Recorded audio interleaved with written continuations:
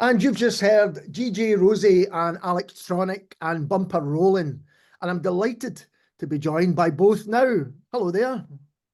Hey, Ali. Thank you for hosting us. Hello. It's an absolute pleasure to talk to you both. So I don't know who wants to take this question first, but what can you tell us about Bumper Rolling? Well, Bumper Rolling is a modern dancehall song. Dancehall inspired by, like growing up in Uganda. We listen, the music there is more like Jamaican inspired, Prince inspired. So I had that, and I always wanted to do something with it, something to kind of pay homage to my heritage. It's not really my heritage, but it's what inspired me growing up. So that's what inspired the track. Okay, and how did you get involved, Paul? How did you come to work together? I was at a Banana Roll, which is a music company in Edinburgh. I was at a Banana Roll product launch with Jeremy Toms, Cathal Dre, because we both DJ together in the DJ house, and Rania was the DJ. I was playing on the nights, and I'd had a couple of glasses of Prosecco, so I started with the chat to that DJ. She's really good, and I chatted to her, and just decided that we kind of wanted to maybe try working together on something. So we did, and Bumper Rolling as a result, Ali. And there's other people on the track as well, Rawzi. So can you talk a bit about the other people involved? Oh, definitely. So the song is a bit of a mixture of, because Paul's background is like electronic and more chilled. Yes, chilled. So it's combined, and we needed something to reflect that. So I thought of Connie, who does she does like R&B covers and things like that, and she has an amazing voice. So we decided to ask Connie to be part of the song, and also because we had done the intro of the song, and I had drops from a Jamaican artist named Jaja Yedifayut, which I had gotten from one of my teachers, DJ, and I decided to reach out to him and see if he can put something on the track, give us something, because we had a beat and we needed some lyrics to go with it. So Delroy did right, and the chorus, he did an amazing job. So. I mean, as a track, I think everything you've spoken about, you can hear on there. It's got all of those influences kind of coming through. Did you have the track, Rawzi? Did you think that, yeah, I've got this as a track I want to do, and then other people were involved, or was it always a collaboration from the beginning? No, it was not always a collaboration. So I had a few different people in mind. So we first of all had a beat. That's all it was for a while.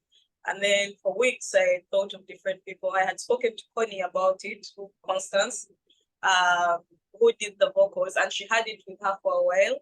So we're just waiting for maybe some inspiration to go the song. And then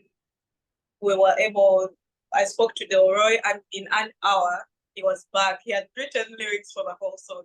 Wow. Yeah, the whole song. So he's that talented.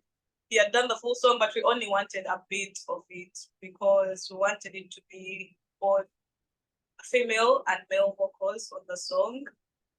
Yeah, just to give that bit of chill, but also, so that it's easy for like listening at home, and also can be played, like say, in a dance hall setting, like in a club or something. So. And Paul, did you see this as a slight departure from what you normally do? How did you approach it?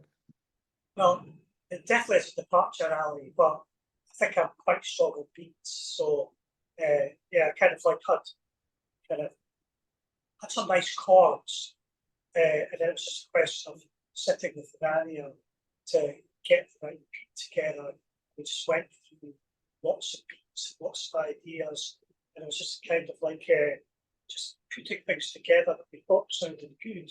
So it wasn't difficult as such, but I think there was definitely a period where maybe it wasn't sounding so great. We just had to get through that to get up to scratch. So it was thoroughly enjoyable to do. And I do like working with Rawzi because she pushes me quite hard. And I think sometimes that because it can be slightly lazy, even though I chuck out a lot of music, it's really good having something to push and take into account other people's ideas. And I thoroughly have enjoyed the process. And we've got another couple up our sleeve, and they're coming on really well. So we're both really happy with things, I think. No. Do you enjoy the collaboration, Rosie, as well? As it was the final track kind of what you imagined it, or was it quite different? No, I do. It was really what I imagined. It's just a thing of Paul is very talented and like he has a lot of ideas, big ideas, which can be great and can be amazing, but sometimes too much. And yeah, but like there'll be all these great sounding instruments, but maybe like yeah, it's a great process, to be honest. Like we're both challenged by each other. I think what she's trying to say is I do over-egg the pudding at times, and sometimes it's just good to pick it back. You know, yeah. I record much more than I need, and it's quite good to have somebody, and I've always done this, it's quite good to have somebody just to go, whoa, steady, drop that one, mute that one. And I think that is really good working with somebody who challenges you in that way. And don't get me wrong, I've thoroughly enjoyed it. Yeah, and to be fair, we're both perfectionists. So Yeah. I think the end product is something that we're both happy with. Had to be. Yeah, definitely. So you should be, but that's really interesting to hear, because I wonder if, as someone who produces a lot of music, Paul, often your instinct is maybe to throw everything you've got at it, whereas you've got someone who has got a vision from the beginning, especially perhaps with the initial influence of your roots, Rosie, and what you heard when you were younger. You know, that can kind of not clash, but it maybe means you're coming at it from two slightly different ways. Yeah, but it's still interesting to do, and it's good to challenge yourself a lot of the time as a creative, because it just, you know, it's like being reborn or something like that. You know, you need to change as times change, and it's just a nice thing, I think. I think as well, Ali, sometimes I get sick of doing what I've always done, well, what I've been doing for maybe the last 15 years or whatever. I just needed a challenge, and I was kind of like actively, not actively, but maybe passively looking for somebody to work with. And yeah, this kind of came out the blue a wee bit, but it was always kind of an idea of mine to find somebody serious about what they do to help produce stuff. And I was lucky to find Rani or Daisy Rawzi, to give her a proper name. I was lucky to find her, and I'm really grateful for that. And so you've already mentioned that you're, you know, working on other tracks as well, and we're lucky enough that we'll hear a bit of an exclusive later on one of them. So that says to me that this has been something that you both enjoyed doing, and you can see future in it. Definitely. He was speaking about there have been talks of management, so Paul has been managing me for quite a while, to be honest. And yeah, so we'll be collaborating much more and working together more and more. I think as well, it's like it's really good, you know, bringing like, you know, a rapper and a vocalist as well. Connie, they're both exceptionally talented. Finding just that wee bit, Del, as DJ Rossi said, basically rapped over the whole thing. It's just grabbing, you know, 16 bars, and those were the last 16 bars, just grabbing these bars, whacking them in the chorus. It just really worked. And Constance as well, I mean, her tone is really beautiful. So it's, you know, we're always looking to find other people to, you know, just make the tunes better, because people do make things better.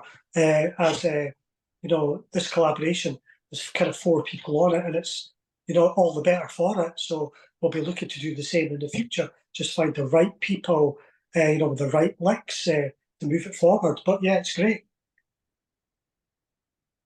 And I think, and it seems to me anyway from the outside, that in dance music, collaboration is such an important part of it. That, you know, often, particularly recently, I think, you know, you see people appearing on others' records and tracks and just, you know, adding their own imprint to something. Yeah, I think that's really important. You know, in a lot of kind of urban rap music, you get loads of people featuring on things. And as you say, it's the same in kind of dance stuff as well. I think, you know, kind of like art is a collaborative thing, and music certainly is as well. And I think it's really good to have different people, you know, adding to it. And yeah, we've enjoyed it so far. So I'm interested in your stories. How did you come to make music? You know, Rawzi, let's start with yourself. What was, you know, how did you begin this kind of journey to this point? Well, I always wanted to be a producer, and I wanted to produce because I wanted to be a DJ, because I always thought producers would be amazing DJs, but it would be harder for a DJ to just jump into production. So I always wanted to produce because I've always loved music growing up, and I studied DJing. I did short courses in it. I also did a short course in sound engineering. So I had a bit of knowledge about music in general. And DJing for like 6 years now gives you a wide for different audiences, and being like an open format DJ, I get to play different kinds of music and experience like different kinds of crowds and all sorts of people like get met in the music world. So it was just the next step, the natural next step for me, like being like I'm DJing. I've met like a lot of my goals as a DJ. I've always wanted to be a radio DJ. I have my own radio show, and so like so what's next at this point? Like I need to get into something else. I need to go back to the original dream of music production, and I needed someone that can help me refine my skills as a producer, you know, like get into it properly. Yeah. So meeting Paul Tronic at the event launch that I met him was a time when I was actively looking for people to help me hone my skills, like to help shape me as a music producer. And that's how I also ended up at Banana Row, because I was looking for knowledge on music production. So, And we should let people know where they can hear your radio show, you know, if they want to do that. oh, okay. My radio show is on EHFM every 3rd Friday of the month, and it's called Welcome to the Dance Hall. And it's not specifically just dancehall music, but my spin on it is any music you would find in a dance hall. So like it's like Afrobeats, R&B, hip hop, and anything really you would find in a dance hall. So that's my radio show, 3rd Friday of the month on Community. People should definitely check that out. And Paul, we've played your music on the radio over the years many, many times, but I don't think we've ever spoken about Tronic Records.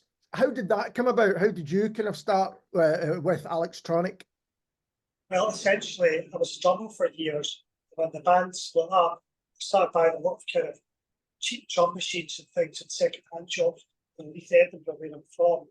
And as a result of kind of early experiments, mucking about and stuff, I left my job to produce a Norwegian singer, Arsa, her debut album. And after that, I got asked to do Kesa, who were on the label. I got asked to produce this first album. Yeah, and so it was a lot of people were involved in just kind of create a label as a collective of like-minded people who were into electronic music. There was no big plan, but eventually got a recording studio and people just asked me to do stuff. People sort of sending things. So really it was just kind of like a kind of natural course of events where recording people find people quite talented. Yeah, so started distributing CDs to cargo and events. And we started doing quite well. So yeah, so it's all just a coincidence. And so what's next for the two of you? You know, what's on the horizon? We're definitely working on more music together for now. And yeah, we'll just see how that goes. And I think Electronic is also working on other things. Yeah, I'm always working on a few bits and pieces. Yeah, hoping to put out some vinyl next year. So I'm always working on things, and so radio specifically for DJ as I'm I myself. So yeah, just get to work on stuff as when we can. And in terms of DJing, I mean, it's all year round now, isn't it? I used to think, you know, the summer festivals were the big time, but I'm guessing you're working all year round. Oh, for me, I have residencies. So every week at 2 nightclubs in Edinburgh, and that's just my life. The 2 residencies for now. And that's 3 days a week DJing. And then once in a while, I'll have other events and festivals. Yes. And we're going to hear a track that you've very kindly sent me through to play called Tone. Can you talk a little bit about that? I know it's early days of it. Yeah, so Tone is a reggaeton inspired song. It's a reggaeton track, like Latino dancehall. Mm-hmm. It's something I had found when we had discussed working together, like after the event launch that we met at. I found Paul had started a track, and then we decided to work on it together, and it just sounds, I just know you'll love it. But people will love it. I'm really excited about working on that song specifically, and I think it's his favorite. Yes. Among the things that we Yes, worked on. really upbeat. It's kind of like very different from my usual fare, and everyone has heard it so far. It's been, wow, that's a tune type thing, gets you sort of moving. So yeah, I'm really excited for that one as well. Yeah, so we just don't have vocals yet, but it's something. Definitely something. Well, people can get a hint of what the final thing may be when it comes through, because we're going to play an exclusive play of Tone now. But first of all, thank you, DJ Rawzi. Thank you, Alex, for taking the time to talk to me. It's been a real pleasure. Thank you. Very well. Thanks, Al. And this is DJ Rawzi and Alex Tronic and Tone.